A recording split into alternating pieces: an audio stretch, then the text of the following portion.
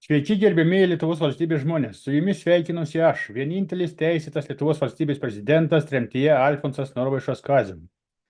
Artėjant sausio 13-ąjai norime pareikšti užuojautą nukentėjusiems nuo tautos išdavikų melo ir paprašyti visų kantrybės dar porą mėnesių ir Lietuva iš tikro taps laisva. Mes siūlome Lietuvos valstybės valdymas savivaldybių komitetų lygmenyje. Ir visi žmonės pritarė, kad užtenka diktatūrinio pedofilinio valdymo. Dabar Lietuvos Respublikoje yra 60 savivaldybių.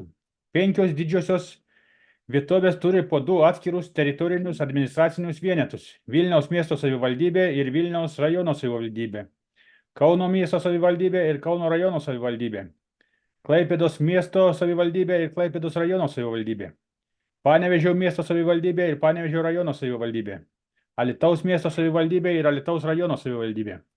Tai yra iš viso 10 didžiųjų savivaldybių. Perėmus valstybės valdymą suprantama, kažkuriam laikui viskas liktų kaip yra dabar, kad nebūtų bereikalingų perturbacijų, o visos paslaugos gyventojams liktų toliau užtikrintos.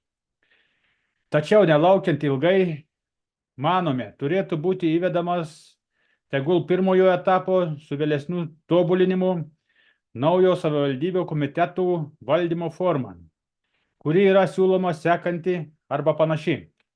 Savivaldybių komitetų skaičius sumažinti iki 55, sujungiant esamas didžiasias savivaldybės po 2 į vieną savivaldybės komitetą ir padarant Vilniaus komitetą arba Vilniaus miesto ir rajono komitetą, Kauno komitetą arba Kauno miesto ir rajono komitetą, Klaipėdos komitetą arba Klaipėdos miesto ir rajono komitetą, Panevėžio komitetą arba Panevėžio miesto ir rajono komitetą, Alytaus komitetą arba Alytaus miesto ir rajono komitetą.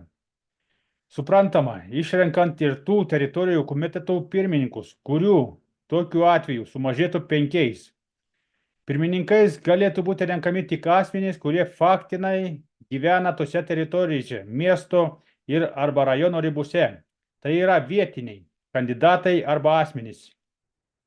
Šiais atvejais pirmininkas galėtų turėti savo atskirus 2 pavaduotojus, kurie kuruotų atskiras teritorijas, tai yra miesto ir rajono. Pavaduotojai taip pat privalėtų būti vietos teritorijos gyventojai. Galimai tokiu pačiu būdu sujungiant ir kai kurias suprantama, kad ne visas atskiras dabar esančias mažesnės besiribojančias savivaldybės. Tai reikėtų pažiūrėti ir įvertinti atidžiau kiekvieną atskirą savivaldybę.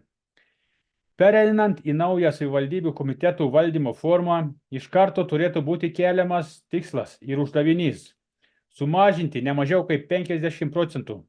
Manau, kad daugiau, kokį 60–70% savivaldybių komitetų administracijų tarnautojų skaičių, tuo pačiu užtikrinant visas reikalingas paslaugas ir funkcijas gyventojams. Komitetai galėtų patys spręsti ir savo nuožiūrą pastatyti administracijų struktūrą ir funkcijų paskirstimą. Pastaba, kadangi dabar savivaldybės nuo tarnautojų biurokratų skaičiaus plyšta per visas siūles ir dar vietos neužtenka. Taip pat noriu įspėti Lietuvos valstybės žmonės, kad kovo mėnesiui turėtumėte grynų pinigų prie savęs. Taip pat pasirūpinkite maisto ir medikamentų atsargomis. Nežinome, kiek laiko tai užsitęs. Planuojame per trumpą laiką, o tie pedofilai daro mums apsunkinančias aplinkybės. Kad ir kaip bebūtų, manome, kad per mėnesį vis tiek pavyks juos visus susemti. Tad šiandien tiek tepadeda mums Dievas. Tautos jėga vienybėje. Viso gero iki malonaus.